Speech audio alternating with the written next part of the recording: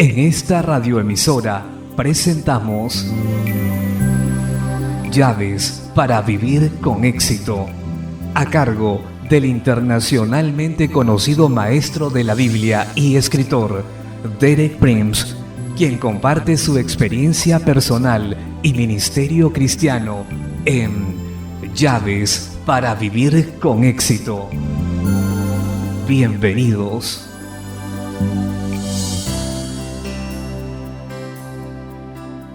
Llaves para vivir con éxito presenta 12 pasos para un buen año, capítulo 2, segunda parte.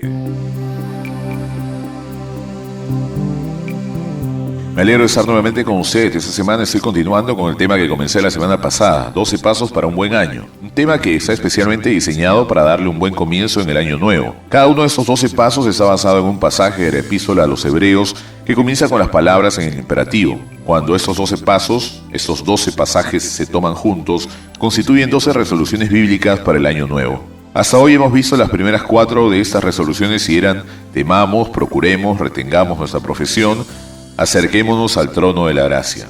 Voy a repetirlos: temamos, procuremos, retengamos nuestra profesión, acerquémonos al trono de la gracia. Hoy vamos a ver la quinta de estas resoluciones. Se encuentra en Hebreos capítulo 6, versículo 1. Por lo tanto, dejando ya los rudimentos de la doctrina de Cristo, vamos adelante a la perfección. Esa es la resolución, vamos adelante a la perfección. Es de suma importancia que veamos que tenemos que hacer esto. No tenemos ninguna otra opción. Creo que muchos cristianos tienen la impresión que de alguna manera en la vida cristiana uno llega a un lugar y se siente y dice: ya llegué. Pero esto nunca es cierto en la vida cristiana. Permanecer estático en la vida espiritual es casi imposible.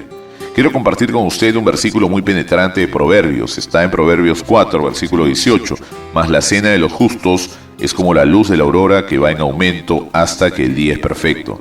Pues bien, esta frase, la senda de los justos, es absolutamente general. No habla de algún creyente en particular o de algún grupo de creyentes. Habla de toda persona justa. Note primeramente que la justicia es una senda. Una senda es algo por lo que caminamos. Una senda no está diseñada para quedarse parado en ella, menos para sentarse. De manera que la senda de justicia implica movimiento, implica progreso y desarrollo. Luego dice que esta senda es como la luz de la aurora. Esto se refiere a cuando primero llegamos a conocer al Señor en su plenitud gloriosa como Salvador y Señor. Es como el sol que sale después de la oscuridad de la noche. Es como el amanecer que llega a nuestro corazón. Pero la aurora no es el final del propósito de Dios, es el comienzo. Dice que es como la luz de la aurora que va en aumento hasta que el día es perfecto. Es el comienzo. De manera que cuando estamos caminando en la senda de justicia, la luz debiera siempre ir en aumento en nuestro día. Cada paso, cada día la luz debiera ser más intensa que antes, y dice hasta que el día es perfecto. Ese es nuestro destino, el día perfecto, la luz del mediodía. Dios no está contento que nos detengamos antes que el día sea perfecto. La aurora es nuestro punto de comienzo. La senda es el camino del progreso. La luz se hace cada vez más brillante, pero no hay lugar para permitir un detenimiento hasta que llegamos al día perfecto. Verá usted, ese es el error que cometieron los hebreos. Por esto es que esta palabra en particular es tan apropiada para ellos. Como lo dije ya la semana pasada, pero lo voy a repetir nuevamente. El error de los hebreos era que habían confiado en sus privilegios especiales y por decirlo así, se habían detenido. Realmente se habían vuelto perezosos, estaban tomando las cosas por sentadas. Eso es lo que el escritor le dice en Hebreos 5, 11, 14. Acerca de eso tenemos mucho que decir y difícil de explicar, por cuanto os habéis hecho tardos para oír, porque debiendo ser ya maestros después de tanto tiempo, tenéis necesidad de que os vuelva a enseñar cuáles son los primeros rudimentos de las palabras de Dios, y habéis llegado a ser tales que tenéis necesidad de leche y no de alimento sólido. Y todo aquel que participa de la leche es inexperto en la palabra de justicia, porque es niño. Pero el alimento sólido es para los que han alcanzado madurez, para los que por el uso tienen los sentidos ejercitados en el discernimiento del bien y del mal. Lo que el escritor está diciendo aquí es muy tajante. Ustedes apenas son bebés espirituales, pero no tienen derecho de infantes en esta etapa de su progreso espiritual. Han tenido muchas oportunidades, muchos años. Ya debieron haber alcanzado madurez. El alimento sólido es para los que han alcanzado la madurez, para los que por el uso tienen los sentidos ejercitados en el discernimiento del bien y del mal. De manera que el avance hacia la madurez en el camino de la justicia, donde la luz aumenta de día en día, viene con la práctica y el uso constantes, con el entrenamiento de nosotros mismos. No es algo que debemos dar por sentados, no es algo que suceda automáticamente, requiere de nuestra aplicación. Por eso es que uno de los primeros pasos es procurar ser diligentes.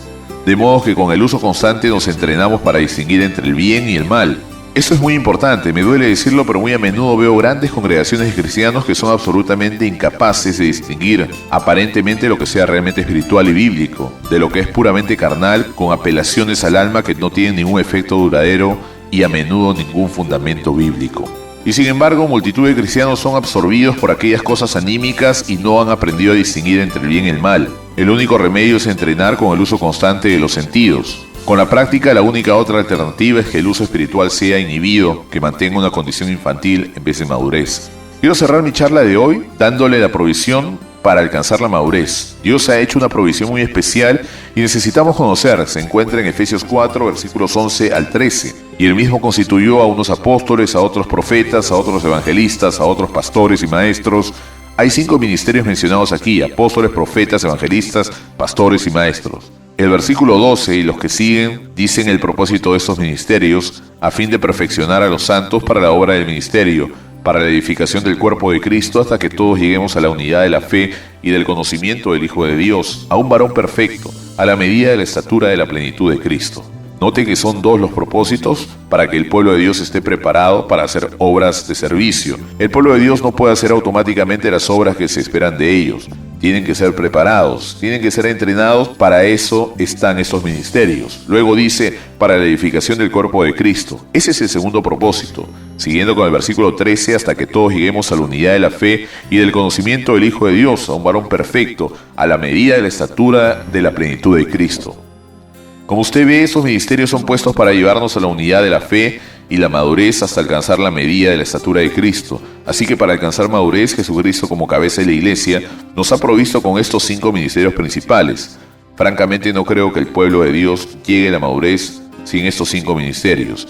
Y entonces el versículo 16 de ese capítulo, hablando de Cristo nuevamente, Pablo dice: de quien todo el cuerpo bien concertado y unido entre sí por todas las coyunturas que se ayudan mutuamente, según la actividad propia de cada miembro, recibe su crecimiento para ir edificándose en amor. Ve usted que al final no es el número de individuos aislados o separados, cada uno haciendo lo suyo propio. Es solo un cuerpo unido entre sí por las coyunturas, lazos fuertes que los mantienen unidos, edificándose y creciendo, y la parte esencial es que cada uno haga su trabajo. Ese es el programa de Dios para que maduremos. Hay 2 requisitos principales. Primero, tenemos que entrar bajo la disciplina de los ministerios que Dios ha dado, los que Pablo ha mencionado: apóstoles, profetas, evangelistas, pastores y maestros. Sin esa disciplina, sin esa supervisión, sin esa instrucción, no veo que de otra manera pueda el pueblo de Dios alcanzar madurez. Creo que Jesús dio provisiones importantes, pero esa es esencial. Ahora, la segunda condición: tenemos que ser parte de un cuerpo en crecimiento, no solo de individuos aislados. En ese mismo pasaje, Pablo dice cuál es la única y triste alternativa. La alternativa es esta si no seguimos el plan de Dios para la madurez, para que ya no seamos niños fluctuantes llevados por doquiera, por todo viento de doctrina, por estratagema de hombres que para engañar emplean con astucia las artimañas del error. Como usted ve, si no se somete a estos ministerios, si no funcionamos como parte de un cuerpo, si no aceptamos esta disciplina bíblica, Pablo dice que la única alternativa es que permaneceremos infantes, seremos llevados por doquiera de todo viento de doctrina.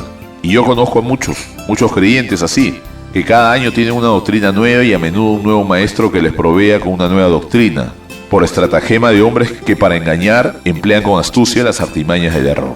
Tenemos que someternos a la disciplina en estos ministerios, tenemos que formar parte del cuerpo.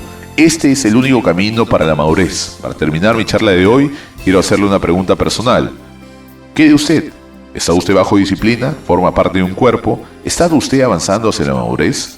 Bueno, nuestro tiempo de hoy terminó. Regresaré mañana a la misma hora para explicarles el paso 6 para tener un buen año.